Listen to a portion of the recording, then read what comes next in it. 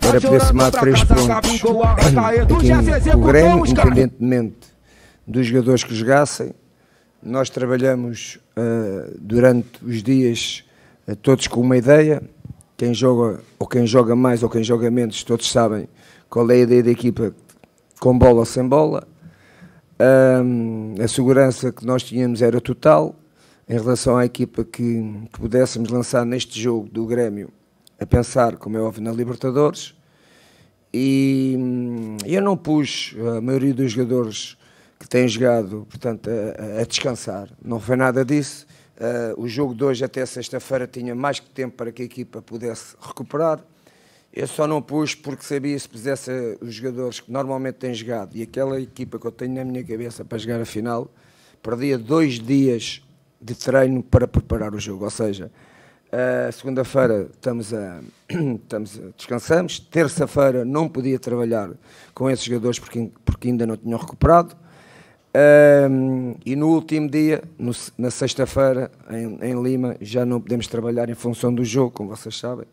Em princípio, somos capazes de ir ao estádio onde vamos jogar e, portanto, não podemos fazer um trabalho estratégico num campo que não sabemos quem está lá.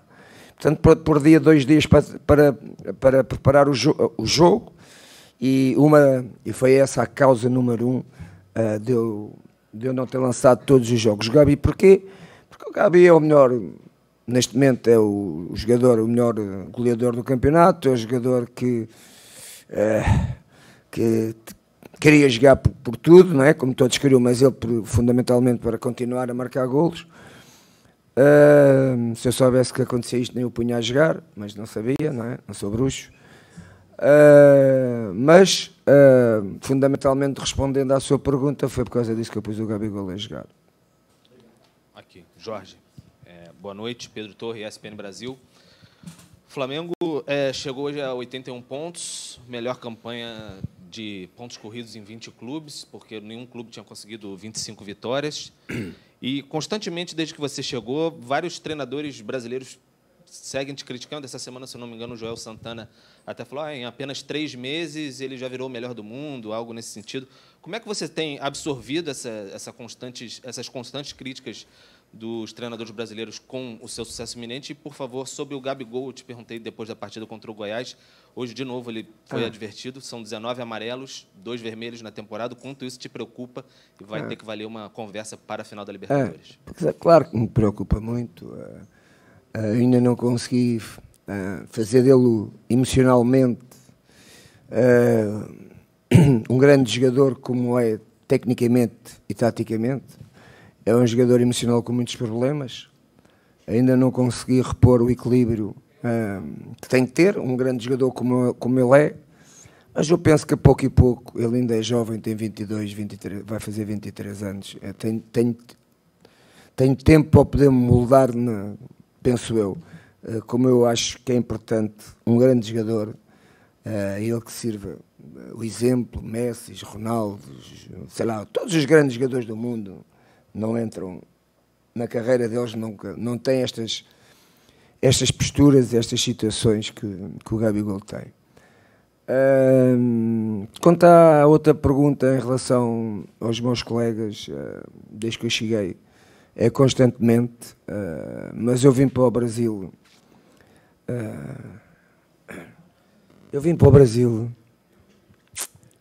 Sou um treinador como eles. Vim trabalhar. Não vim tirar o lugar a ninguém. Não vim ensinar ninguém. Vim trabalhar dentro de uma ideia, de uma metodologia de jogo que eu apresentei à equipa, aos meus jogadores do Flamengo. Não sou melhor nem pior que nenhum treinador do Brasil.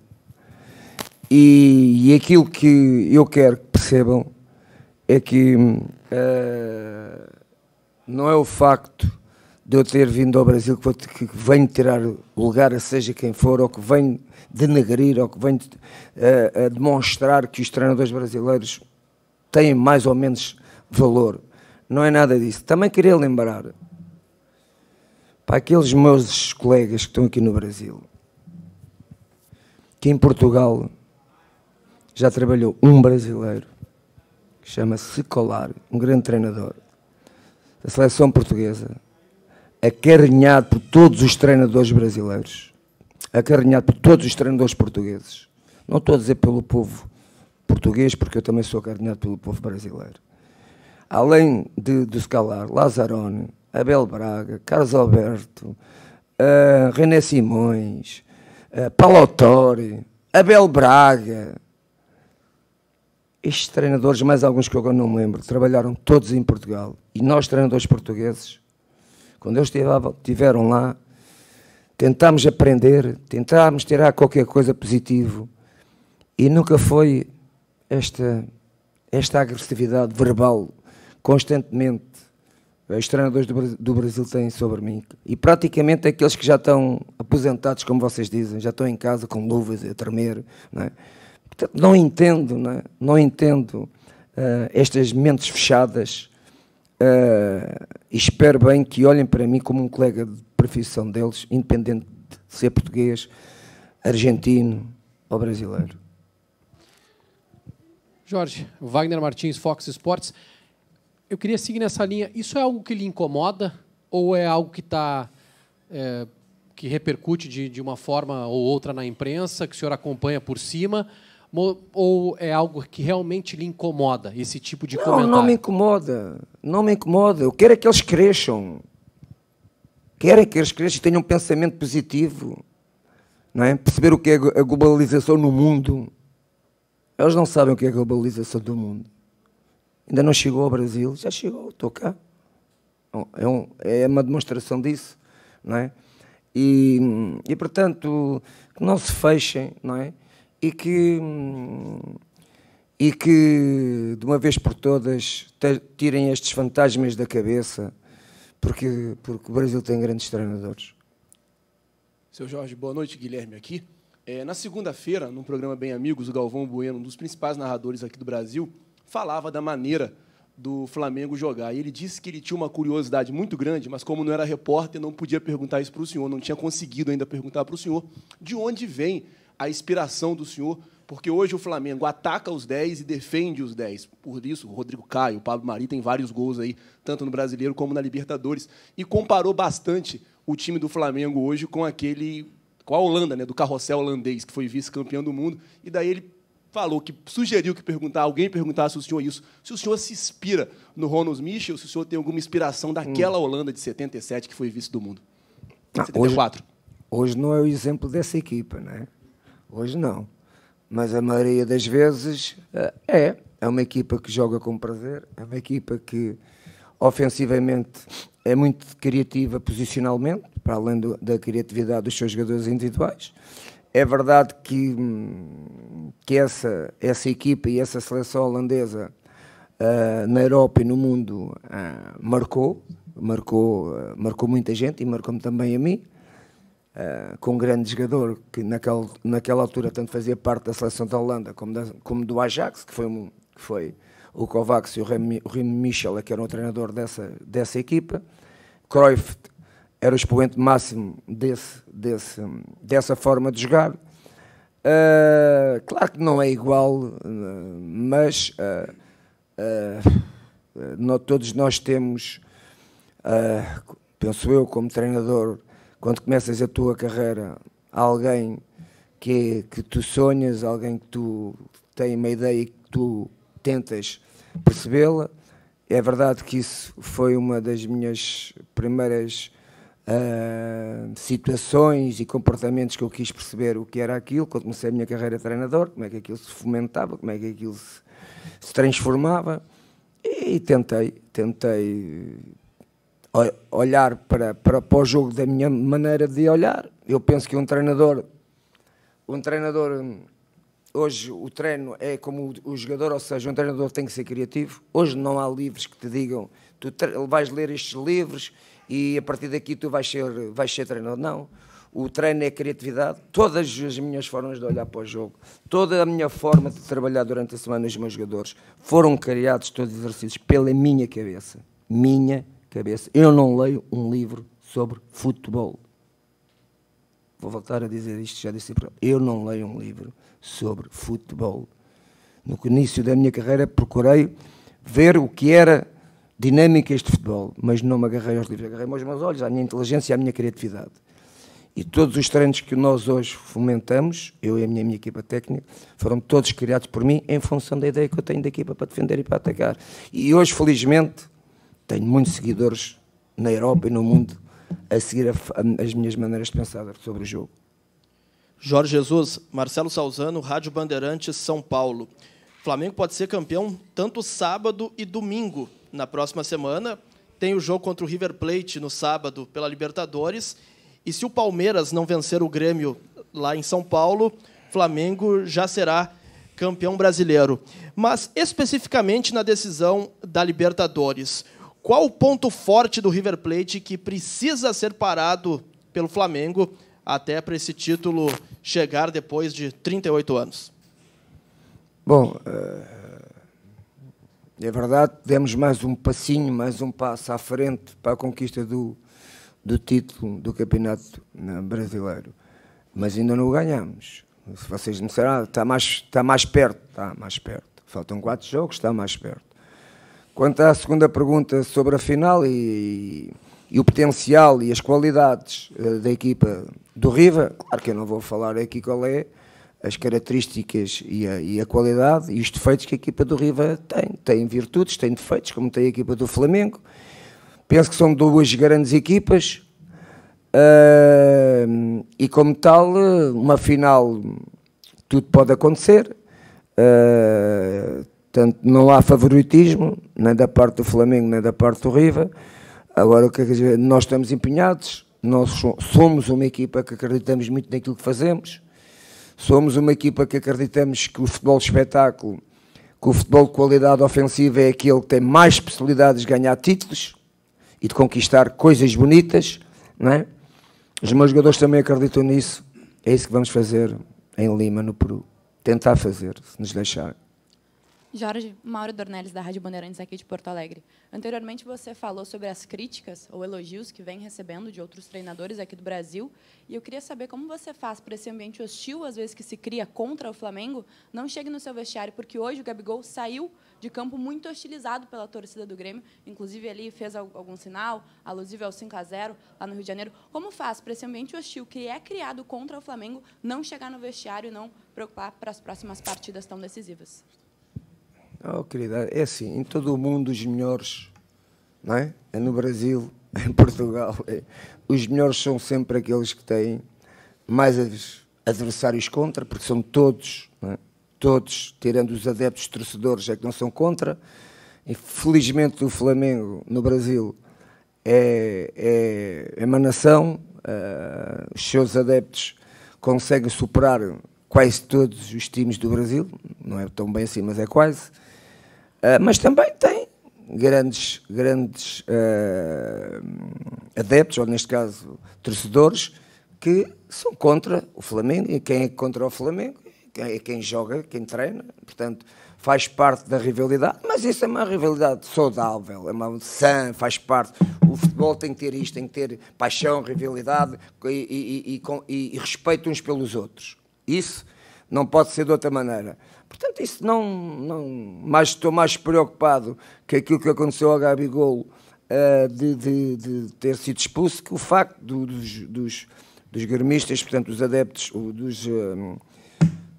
os torcedores do Grêmio, xingarem, como vocês dizem, né? Xingarem o jogador, isso faz parte, isso para mim não tem problema nenhum, acho que é saudável até. Boa noite, Jorge.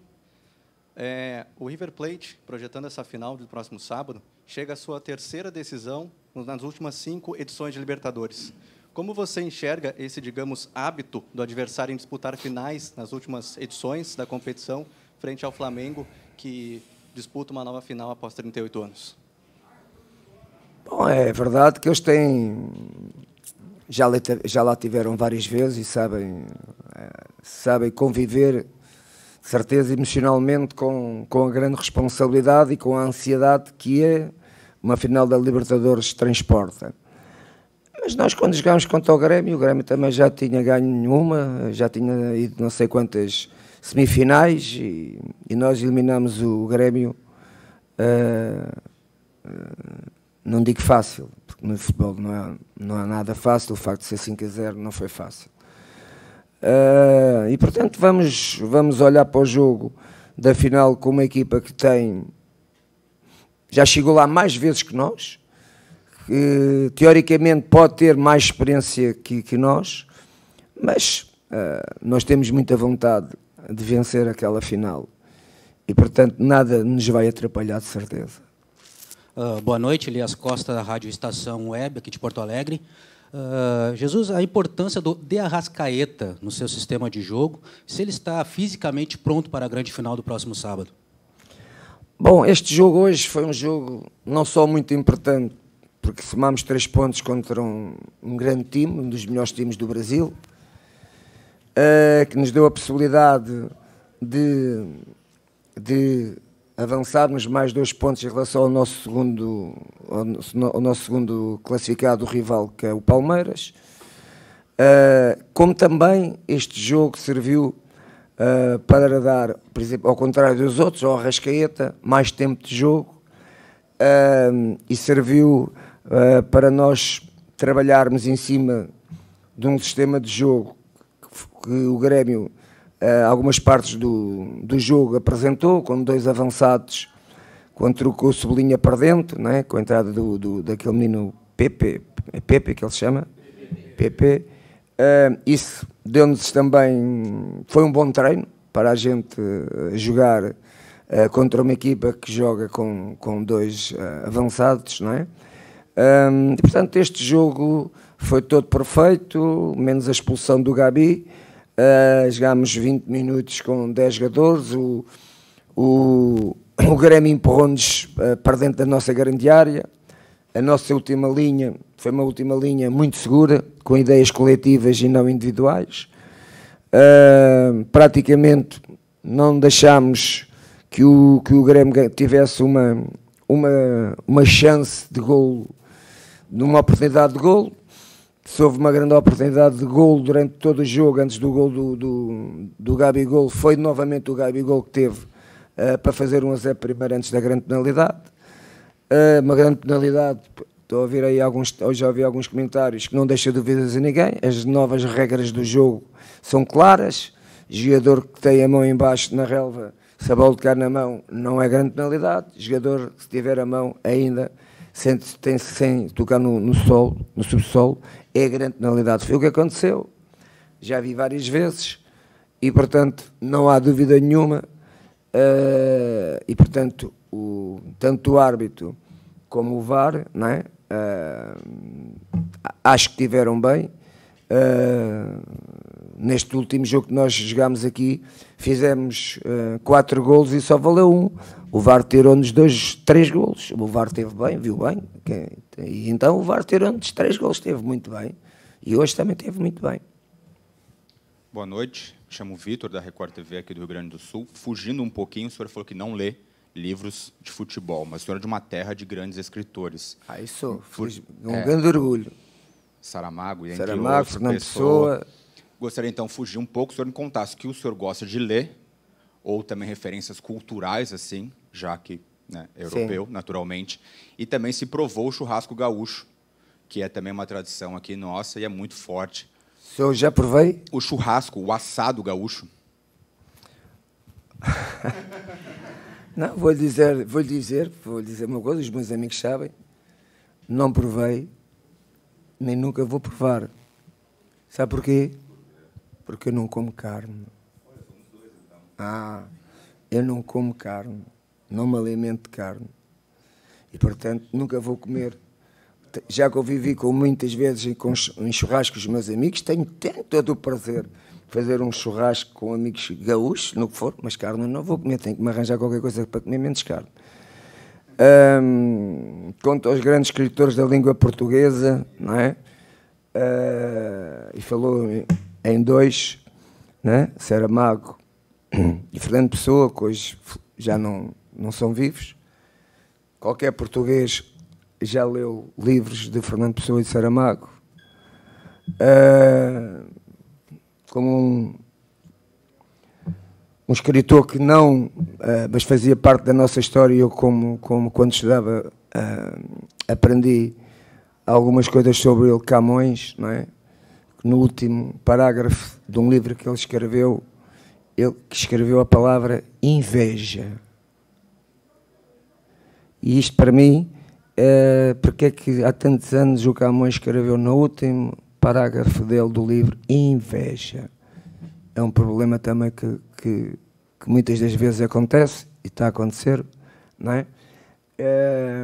Mas leio muitos livros sobre basquetebol, sou um apaixonado sobre o basquete, sou um apaixonado sobre o handball, sou um apaixonado sobre todas as modalidades. Essas modalidades eu leio.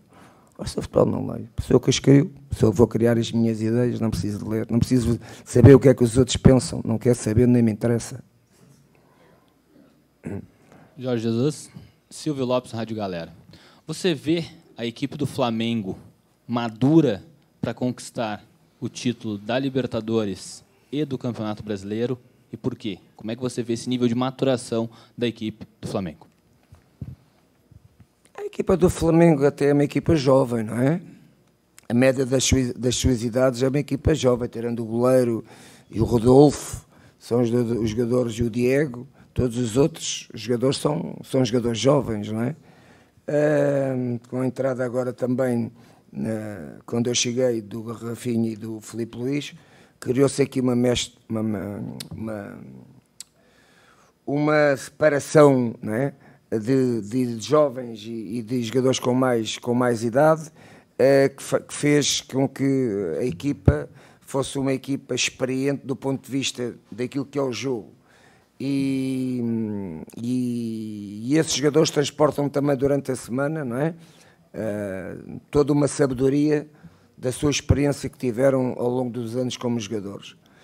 E portanto, eu não preciso até de ser um condutor muito da equipa, porque os mais velhos conduzem os mais novos. Isso tem sido também o segredo desta equipa do Flamengo. Já disse publicamente, é uma equipa que me surpreendeu totalmente pelo seu profissionalismo, pela sua forma de estar empenhada e de compromisso que tem com a equipa durante toda a semana. E isso ajudou-me a mim, não é? a liderar e a lidar com esta equipa com mais facilidade. Quando há qualquer coisa, eu não preciso de intervir, são eles que vão intervir, são os mais velhos que vão dizer, para aí, não é? Para aí, porque a gente aqui pensa todos como equipa, nem preciso de ser o treinador nestas situações. E de certeza que hoje, durante estas horas, o Gago Bigol já está a levar com muitos em cima dele. Mister, Ana Guiar, da Rádio Granal, aqui de Porto Alegre. Queria perguntar para o senhor, já que estamos no assunto literário, se as feiras, dentro dessa feira de vaidades dos técnicos aqui do Brasil, a inveja é o que mais te incomoda em relação a isso, porque o senhor já derrotou o melhor futebol do Brasil, o futebol que diz que o senhor tem os melhores jogadores, então é fácil escalar um time e é fácil jogar. E só para informar também o senhor que aqui no Churrasco Gaúcho também tem opção para vegetariano, que é o abacaxi com canela. Se o senhor quiser provar, fica aí. O Rio Grande do Sul inteiro vai lhe oferecer. Obrigado. Não, mas isso é fácil, como disse, é fácil. É verdade que o Rafinha é um jogador que já mostrou em todo lado a qualidade dele, o Filipe Luís é a mesma coisa, mas ninguém sabia quem era o Pablo Marinho. Sabiam quem era o Gerson? Se calhar sabiam, mas a maior parte ninguém sabia, não é? Sabiam que o Bruno Henrique existia? Sabiam, mas ele jogava assim. E por aí fora, não quero falar em mais nomes, não é? Portanto, todo o crescer da equipe e dos jogadores tem a ver com o treino, tem a ver com a qualidade do treinador. Se quiserem dizer... não quero falar, senão ia... Se não tinha que falar da seleção do Brasil e pronto, esquece. Vamos lá. Tá? Tá bom.